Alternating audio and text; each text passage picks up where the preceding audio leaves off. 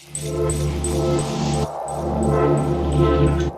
Waalaikumsalam. Selamat siang. Siang, dokter. Oke, baik. Sebelumnya perkenalkan ya Bu, nama saya Dr. Ainul Hafiza yang berjaga pada siang hari ini. Nah, di sini kita agendanya adalah mau konsultasi tentang diabetes ya, betul ya?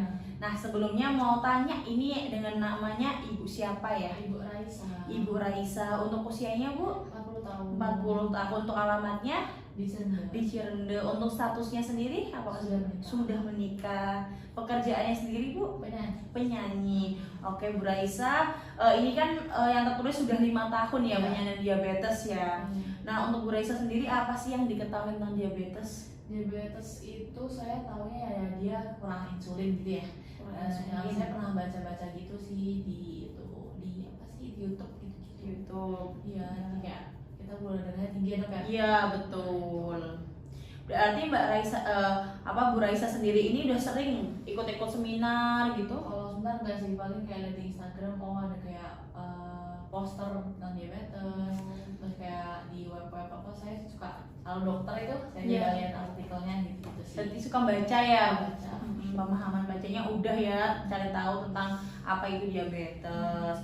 Kalau buat perencanaan makan sendiri tuh sebelumnya sudah pernah diterapkan belum? Pernah selama sebulan setelah terdiagnosis. Selama sebulan berarti udah 5 tahun yang lalu. Iya. Selama sebulan menerapkan pola makan. Baik. Oh iya, baik. Tapi setelahnya karena bosan kali ya, capek juga pengen makan yang enak, jadi ya udah deh balik lagi. Balik lagi ke makanan normal. Iya. Suka makan apa tuh Bu Raisa? Suka makan junk food sih, kayak KFC, McD, terus enak banget sih. Enak banget ya makanannya.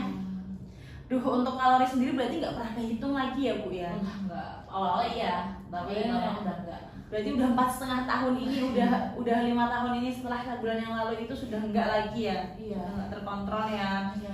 Nah, di sini sendiri untuk kita konsultasi tuh jadi kita punya pola makan tuh Bu. Nah, namanya tuh 3J. Yang pertama tuh jumlah kalori. Kenapa kok kita harus mentingin jumlah kalori? Karena kita harus tahu kebutuhan energi kita tuh sebenarnya berapa, komposisi zatnya tuh apa aja. Nah, yang perlu kita ketahui di sini tuh ada karbohidrat. Karbohidrat tuh biasa kayak nasinya, Bu, kentangnya. Nah, itu tuh 55%. Kemudian proteinnya bisa 15 sampai 20%. Proteinnya ada yang hewani dan juga nabati. Kemudian untuk lemaknya sendiri jangan banyak-banyak, cukup 25 sampai 30% aja.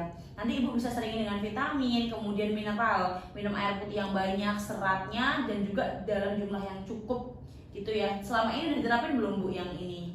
Awal-awalnya itu yang Awal-awalnya itu. Untuk seterusnya? Enggak. Enggak, berarti loss ya, berarti Loss. loss. Oke. Untuk jenis makanannya sendiri nih Bu. Nah, yang sebaiknya yang dianjurkan untuk penderita diabetes tuh jenis makanannya itu yang sehat, kayak karbohidratnya yang kompleks dan juga cukup serat. Habis itu menghindari yang mengurangi jenis karbohidrat sederhana. Milihnya tuh lemak yang baik, jangan yang jenuh-jenuh. Tadi kayak penggunaan minyak di rumah juga dikurangi, kemudian intensitas menggunakan minyak tuh cukup 2 kali aja, bisa udah diganti dengan minyak yang baru, jangan sampai berkali-kali. Terus habis itu mengutamakan jenis protein yang nabati, jadi dibanyakin yang tumbuh-tumbuhan tuh Bu, sayurnya dibanyakin, sedikitin ikannya mungkin bisa dikurangin, daging-dagingnya apalagi kayak gitu ya Bu ya. Tempe sering nggak Bu makan tempe? Tempe jarang sih, tapi kalau tempe biasa saya makan. Berarti sering konsumsinya tuh apa, daging-dagingan ya Bu ya? Daging, ayam-ayaman, Daging, ayam. junk food gitu deh, yang gampang dan enak gitu. Iya, mungkin padat ya Bu ya untuk jadwalnya ya. Apalagi kan udah GoFood gitu kalau pengen bilang ke manajer saya, ya udah Langsung makanya yang GoFood aja. Iya. Oke, baik, mungkin bisa ditambah ya Bu ya untuk protein nabatinya tuh Bu, bisa dikurangi untuk protein hewaninya. Terus kemudian 3J yang terakhir itu jadwal makan Bu. Nah, jadwal makan sendiri boleh 3 kali makan dalam sehari, boleh pagi, siang, sore. Kemudian ada 3 kali snacknya, itu boleh dari pagi menuju siang, siang mau ke sore, sore ke malam. Tapi jangan lebih dari porsi tersebut ya Bu ya. Ibu kok sehari makannya berapa kali? Tergantung sih, kadang kalau padat jadwalnya 2 kali, 3 kali, tapi kalau lagi capek, bad mood tuh bisa 5 kali kayaknya. Sehari bisa 5 kali Bu? Iya, tapi ya nggak sering banget sih, kita sering, kalau normalnya 3 kali sih. Normalnya 3 kali. Snack sendiri Bu rutin nggak?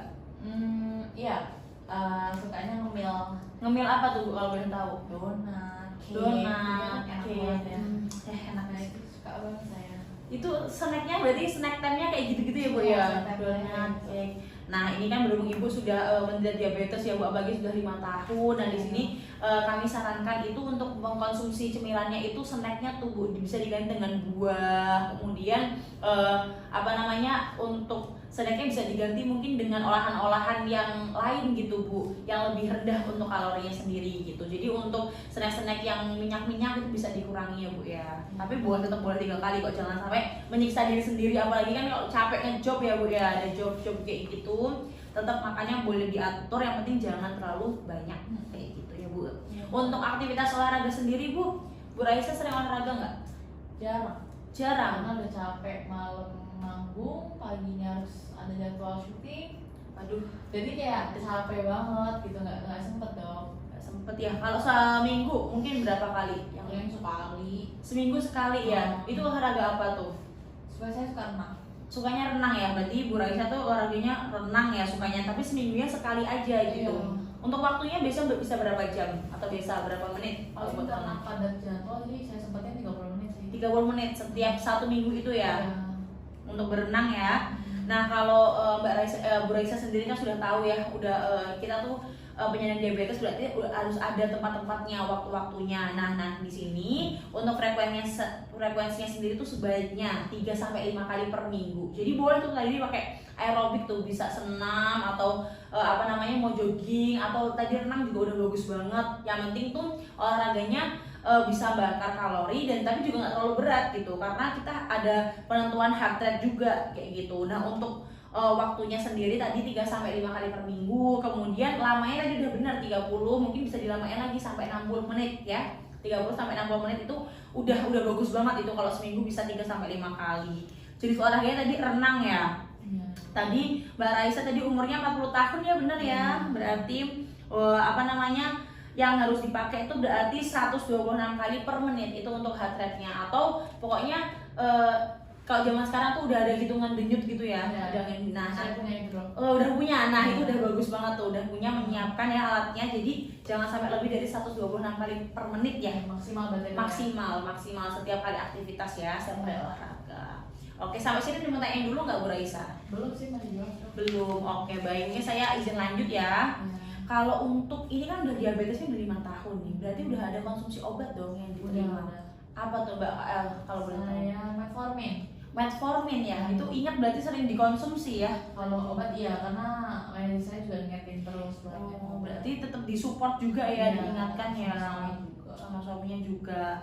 Selain metformin ada lagi? Dimeperit ya. Dimeperit. Oke, itu untuk dosisnya kan udah ditentuin tuh kayak gitu. Nah, sering nggak diminum? Cukup sering. Cukup sering. Kadang lupa, tapi sesekali doang. Lupa sesekali, berarti teratur ya, masih teratur ya? Hal teratur lah bisa dibilang.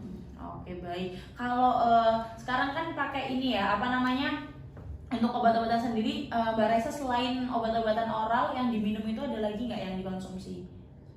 Gak ada. Nggak ada, berarti itu aja ya. Iya. Oke. Nah di sini tuh kan ada kita apa yang menyarankan bahwa untuk yang sudah kena diabetes tuh ada pengendalian cara apa ya, pemeriksaan glukosa darah mandiri. Udah pernah ngelakuin belum sebelumnya? Pernah tuh awal-awal rutin, lama-lama capek. Lama-lama capek ya? Apa nusuk-nusuk terus ya setiap kali Capek. apapun? Berarti itu udah punya alatnya sendiri berarti? Udah, terus saya nggak tahu menang karena udah lama banget ya. Udah lama banget ya? Iya. Dulunya berarti sebelum dan sesudah makan tuh teratur?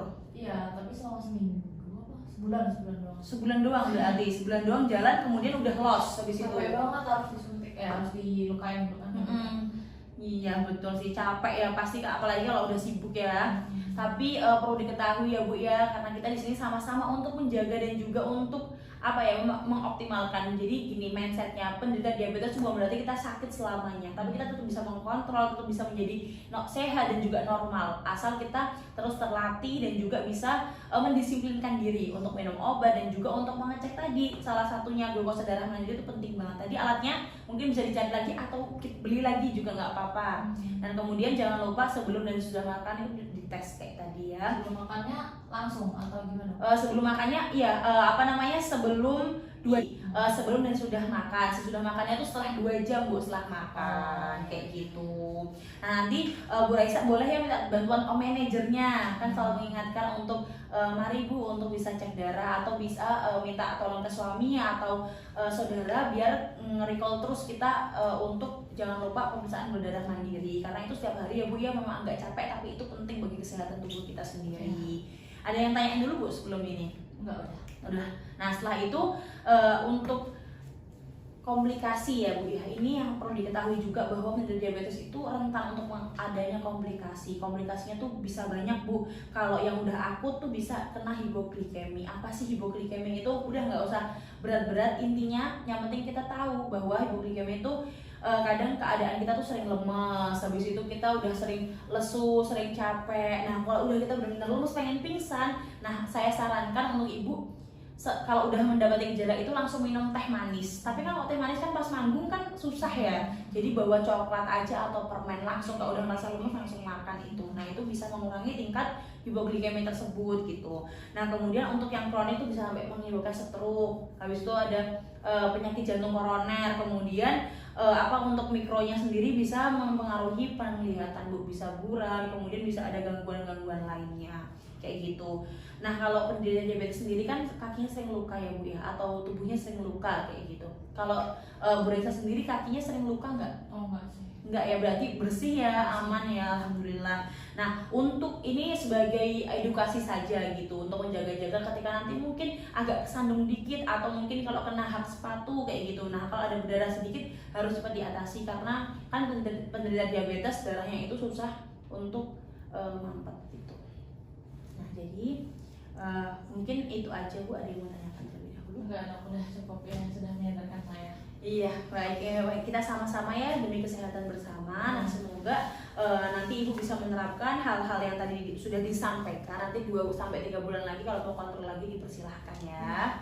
Oke, semoga Bu Raisa sehat selalu dan juga bisa kembali optimal dan juga normal untuk ini.